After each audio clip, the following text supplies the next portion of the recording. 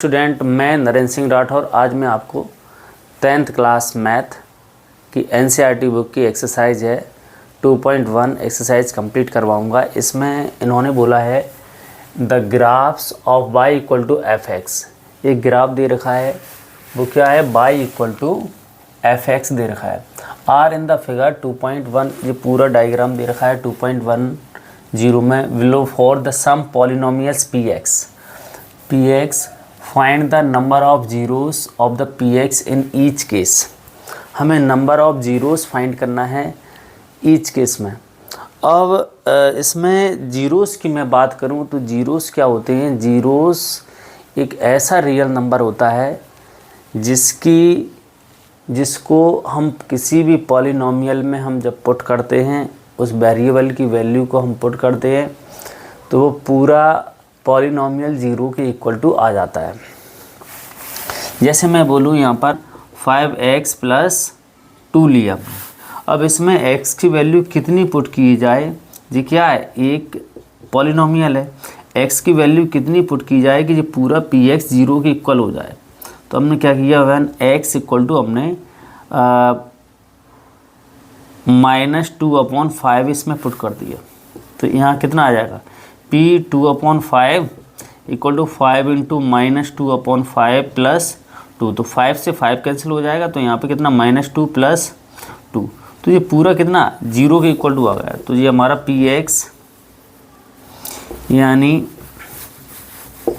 p -2/5 किसके equal आ गया, zero आ गया। तो इस x की वैल्यू को -2/5 को हम क्या बोलेंगे, इज अ जीरो बोलेंगे ऑफ पी एक्स का। किसका, पी एक्स का। इसका हम क्या बोलेंगे, जीरो बोलेंगे। तो x की वो सारी वैल्यू जिनको हम पुट करें उस पॉलिनोमियल में और वो पॉलिनोमियल जीरो के इक्वल टू हो जाता है, उसे हम क्या बोलते हैं, जीरोस बोलते हैं ऑफ पॉलिनोमियल। तो यहाँ पे बोला है कि ग्राफ दे रखी है, वो ग्राफ में इन्होंने बोला है कि आप जीरो फाइंड कीजिए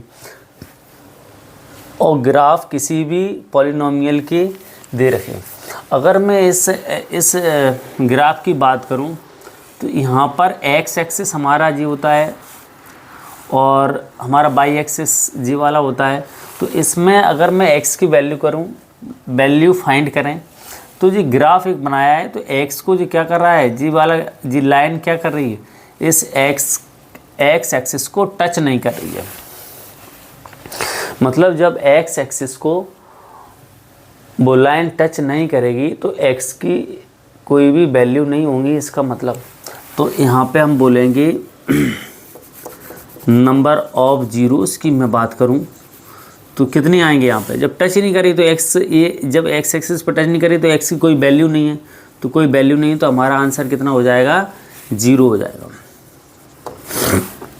अगर मैं सेकंड की बात करूँ तो सेकंड में देखते हैं x एक्सिस पर जो ग्राफ है वो कितने पॉइंट पर टच कर रहा है और वो पॉइंट उसका क्या होता है, सॉल्यूशन होता है।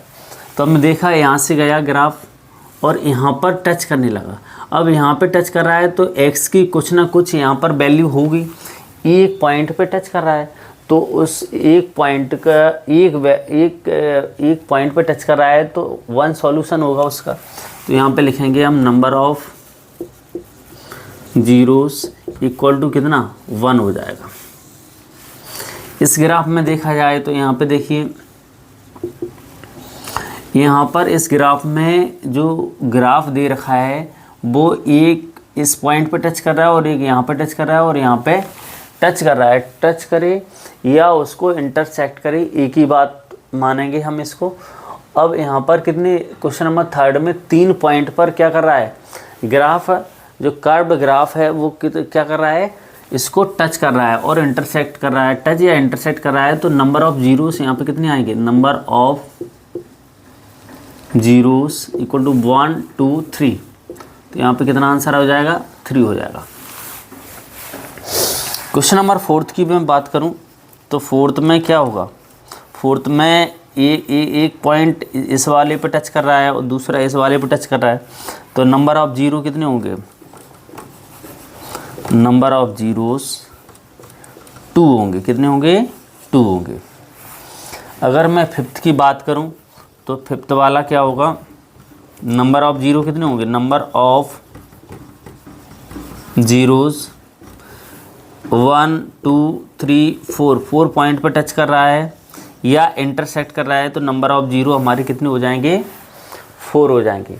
ये 4 पॉइंट ऐसे होंगे, अब वो कुछ भी हो सकते हैं, और वो उस पॉलिनोमियल में जब हम सब्स्टिट्यूट करेंगे, पुट करेंगे उनकी वैल्यू, तो वो पूरा पॉलिनोमियल ज़ीरो के इक्वल हो जाएगा। अगर मैं यहाँ पर बात करूँ, यहाँ नंबर ऑफ़ ज़ीरो कितने हो जाएंगे, नंबर ऑफ़ ज़ीरो,